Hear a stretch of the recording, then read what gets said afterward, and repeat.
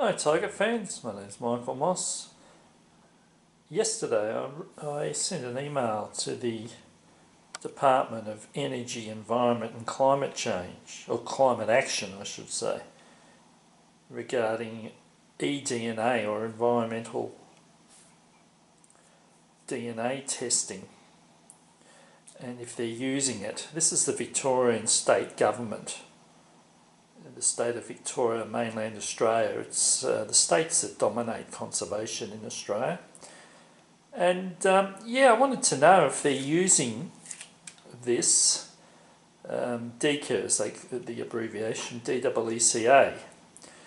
So anyway, here's a very brief reply I got already. So it's excellent. It only took them a day, which is a world record for me, for a government department on this issue. Hello Michael Moss, thank you for reaching out to the Department of Energy, Environment and Climate Action with your question regarding eDNA testing.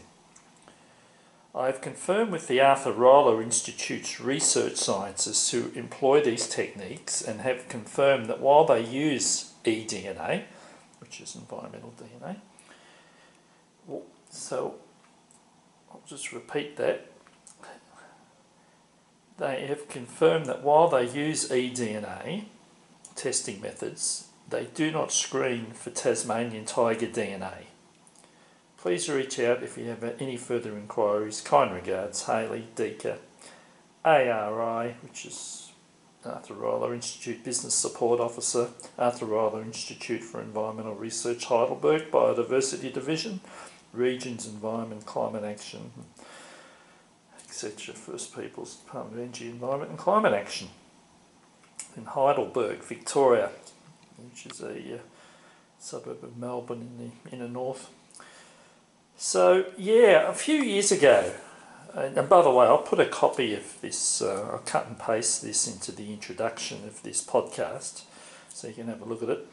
Yeah, about 4 years ago, a company called EnviroDNA based in Melbourne, they created a probe from Tasmanian tiger hair that I provided, and basically it means that people can grab a water filter from this mob and they can either get the experts there at EnviroDNA, the company in Melbourne, or they can do it themselves with water filters. Just go to a stream or a puddle or a lake or any water source, a dam, whatever, and they can take a water sample and send it back to the scientists for a fee, of course, and the scientists there will process to see if there's any hair or what's picked up the DNA in there.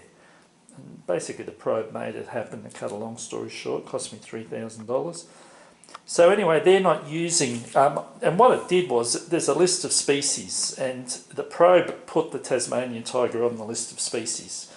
So I inquired with this company, this state government monopoly conservation provider in Victoria, to see if they were Tassie tiger, they added it to that list of screening, and they haven't.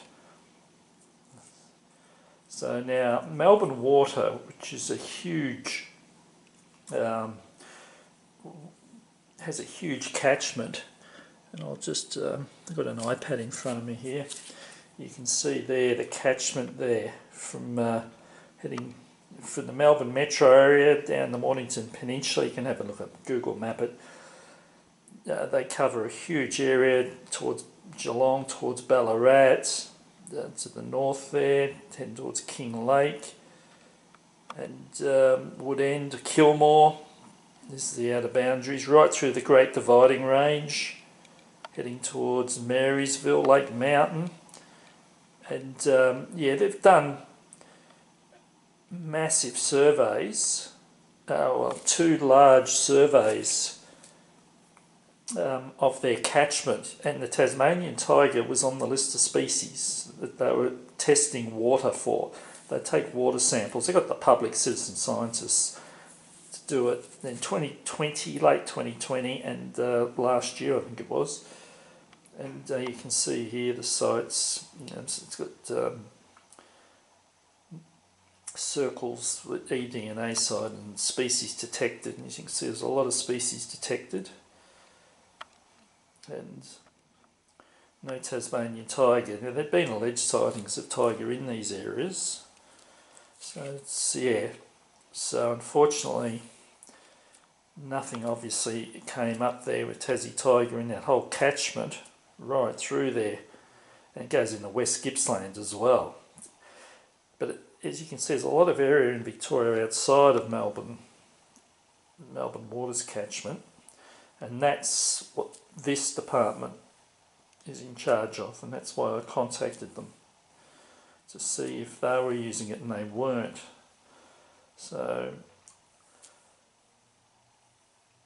I just thought I'd update you on that. I'm looking forward, I'm in West Australia in Perth, so I'm looking forward to head over to Victoria and to resume the search there as far as visiting, maybe with some cameras. It's still quite expensive, this technology, so unless I get a firm alleged spate of sightings in an area, then I won't use the technology. But it's there for me, and that's why and for you as well. So I suggest you go to EnviroDNA's website if you want more information, I'll put a link to the scientific breakthrough we had on that. So yeah, I'll keep you posted, folks.